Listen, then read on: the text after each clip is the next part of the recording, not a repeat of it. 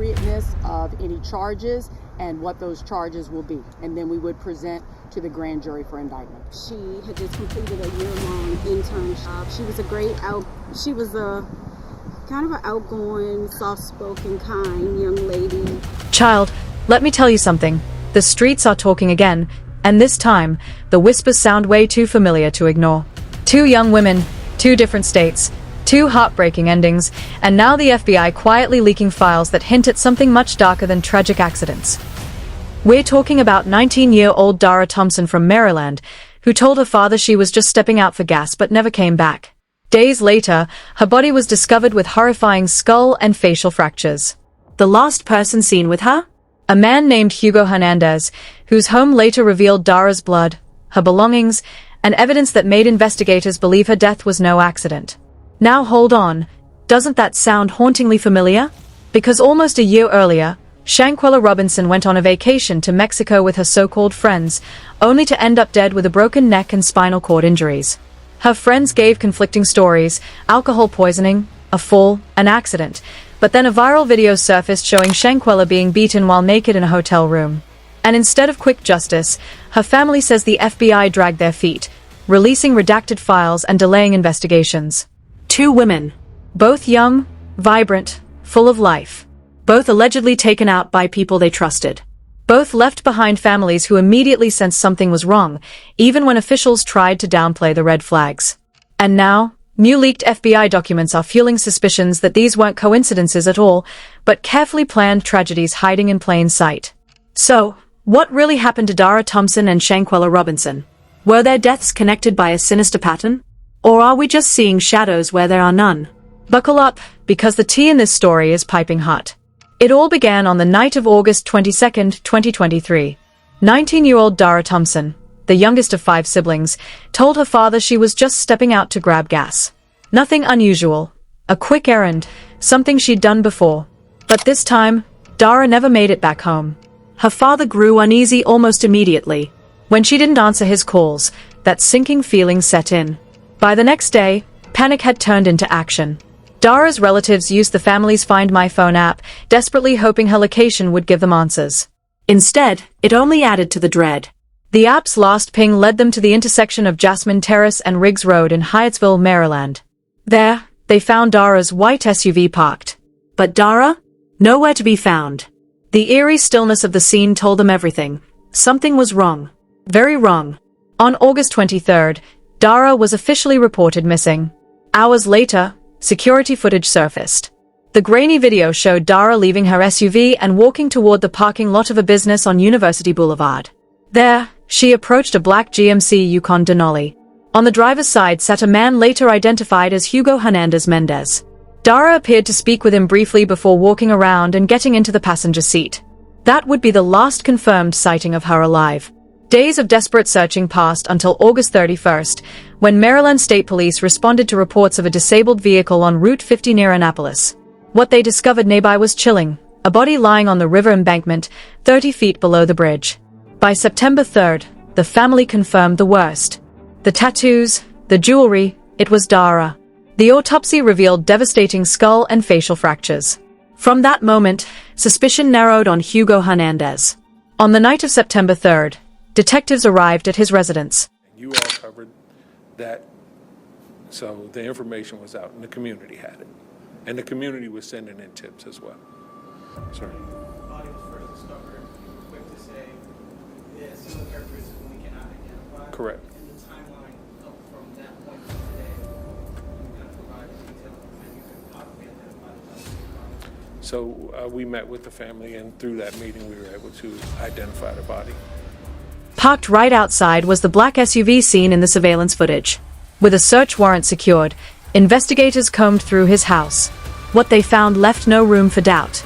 Blood evidence matching Dara, strands of hair, a broken wig, a French manicured fingernail, all pointing to a violent struggle. In the trash were women's underwear and lingerie, chilling reminders of what might have taken place in that room. Hugo Hernandez was arrested and charged with first and second-degree murder. Authorities allege he killed Dara inside his home in the early hours of August 23rd, then drove her body to the South River Bridge and discarded her. But here's where things take an even darker turn. While Dara's story gripped Maryland, people across the country began whispering about how eerily similar it sounded to another case, the tragic death of Shanquella Robinson. Shanquella, just 25 years old, traveled to Cabo, Mexico in October 2022 with 6 acquaintances. Within 24 hours, she was dead. Her so-called friends claimed it was alcohol poisoning. But a viral video shattered that lie, showing Shanquella being beaten in a hotel room while naked and defenseless. Her autopsy revealed a broken neck and spinal cord injury. Yet just like Dara's case, the first red flags didn't come from officials. They came from her family, who refused to believe the accident narrative. 2 young women. 2 horrifyingly similar fates. 2 families demanding answers. And the FBI caught in the middle of both investigations. The question now is, were these isolated tragedies, or are we staring at a pattern that points to something much darker? When Dara Thompson's body was recovered and Hugo Hernandez was arrested, many believed justice was finally on its way. The evidence inside his home, Dara's blood, hair, a fingernail, and women's clothing, painted a horrifying picture. Prosecutors charged him swiftly, and the headlines labeled Hugo as a cold-blooded predator. But as investigators dug deeper, troubling questions began to surface. For one, why did Dara willingly get into Hugo's SUV that night? Reports suggest she may have known him casually, but the nature of their connection remains unclear. Was it a chance encounter? Or was there something prearranged? The timeline of her disappearance, combined with Hugo's vague alibi about being at the Galaxy nightclub, raised eyebrows. Then came the chilling detail. According to prosecutors, Dara was murdered in Hugo's bedroom during the early hours of August 23rd. If that's true, it means her body lay hidden for days before being discarded under the South River Bridge. That revelation sent shockwaves through her family. Not only was she taken brutally, but her last hours were likely filled with unimaginable terror. As Dara's case gripped Maryland, parallels with Shanquella Robinson's tragedy became impossible to ignore. In Shanquella's case, her friends' stories were inconsistent from the start. First, they told her mother she had alcohol poisoning. Then, conflicting accounts emerged. One said she was found unconscious on the floor, another said she was in bed, and yet another claimed she was sitting in a chair. The contradictions were endless. And then came the video. It showed Shanquella being beaten by a woman later identified as one of the Cabo 6. The brutality, the indifference of bystanders recording it, it left the public outraged.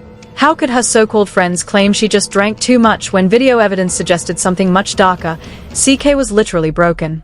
No alcohol poisoning. No accident. This was homicide. Yet despite the overwhelming evidence, progress in her case was painfully slow.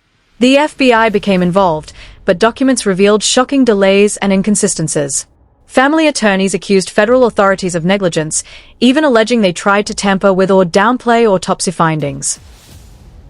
According to Shanquella's mother, the FBI swept her case under the rug. This is where conspiracy theories began to swirl. Why was the FBI dragging its feet in such a clear-cut case? Why were witnesses not arrested despite a viral video showing the crime? Why did it take months, even years, for files to be released, many of them heavily redacted? The whispers grew louder. Was this incompetence, or something more sinister? Some suggested powerful figures were protecting members of the Cabo 6. Others speculated that hidden cameras in the villa captured more than we've seen, footage that could expose connections authorities don't want revealed.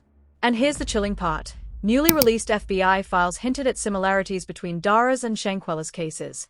Both women had injuries inconsistent with the official narratives given by those around them.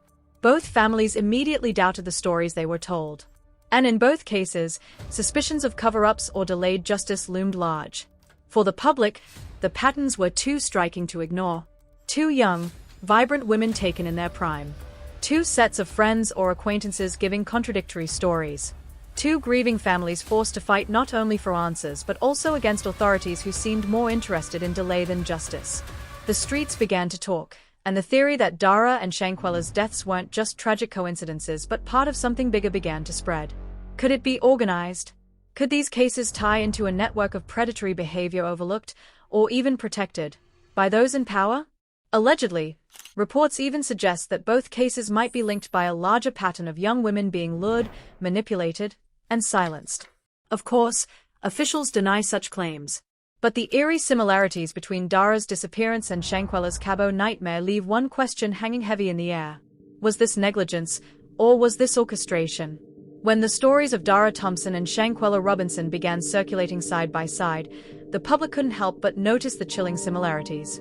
Two women, supposedly meant to bring clarity, instead filled with redactions, delays, and silence. The more people asked, the more suspicious it all looked. Some online investigators went further, suggesting a broader pattern of cover-ups. They pointed to other suspicious cases, young women with similar injuries, missing reports that didn't add up, and autopsies that contradicted official statements. To them, Dara and Shanquella weren't just victims. They were part of a disturbing trend. One theory gaining traction was that both cases exposed how powerful networks shield perpetrators. Hugo Hernandez, according to whispers, wasn't just a random predator. Some alleged he had ties to a larger wing of organized exploitation, a network that thrived because authorities looked the other way. Similarly, speculation grew that Shanquella's friends weren't acting alone, that someone with influence was protecting them from consequences. These aren't just wild conspiracies. If you peel back the layers, the patterns are hard to ignore. Think about it. Dara's body showed signs of brutal trauma, yet her disappearance was initially brushed off as if she had simply gone missing on her own. Shanquella's autopsy showed a broken neck and spinal cord damage, yet the official story was alcohol poisoning. Both families immediately sensed something darker, yet their pleas were minimized until public pressure forced the truth into daylight. It's as if both cases followed the same disturbing playbook: deny, delay, distract. And then there's the FBI's role. In both cases, families claim federal authorities mishandled crucial evidence or stalled key parts of the investigation. Some even argue the FBI intentionally downplayed elements that would have pointed to something bigger. Whether this was out of negligence or design, the result is the same: a perception that justice is not just slow, but manipulated. The streets began to say, what if this is bigger than just Dara and Shanquella? What if their deaths are part of a pattern, a sinister chain, that the public hasn't fully uncovered yet? The thought alone is terrifying. Imagine how many other women's stories were written off as accidents, overdoses, or simple tragedies when in reality, something far darker was at play? By now, Dara and Shanquella's names are etched into a growing movement, a movement demanding transparency, accountability, and answers. Their stories have become cautionary tales, whispered about in conversations and dissected in countless videos and forums. And yet, despite all the attention, as to the appropriateness of any charges and what those charges will be. And then we would present to the grand jury for indictment. She was she was a kind of an outgoing, soft-spoken, kind young lady. Hugo Hernandez Mendez will be back in court. Both families still wait, still fight, still demand what should have been given from day one: truth. The sinister possibility remains. If these deaths were indeed planned, if they were orchestrated rather than coincidental, then who is behind it? And more importantly, how many others have been silenced in the same way? The answers may still be buried in redacted FBI files, sealed courtrooms, or hidden footage that the public has never seen. Until then, all we have are the chilling parallels, the unanswered questions, and the haunting suspicion that Dara Thompson and Shanquella Robinson's stories are only the beginning of a much darker reality. Child, after everything we've uncovered tonight, one thing is clear: these stories are not just coincidences. Dara Thompson and Shanquella Robinson didn't simply pass away under strange circumstances. Their lives were stolen, wrapped up in lies, and left hanging in the shadows of unanswered questions. And that's what makes it even scarier.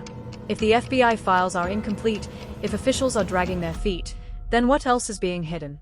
What aren't they telling us? Because let's be real, these cases feel way too connected. The brutal injuries, the confusing autopsies, the silence from authorities, it's giving planned, not accidental. And baby, the streets are talking louder every single day. But now I want to hear from you. Do you believe Dara and Shanquella's deaths were tragic coincidences, or were they carefully orchestrated tragedies? Are we looking at a series of cover-ups that go way deeper than we think? Drop your theories in the comments, because I know you all have receipts, opinions, and plenty of tea to spill. And don't forget to hit that like button, subscribe, and turn on notifications, because trust me, this isn't the last dark mystery we're about to uncover together. The truth may still be buried, but together, we're digging it up.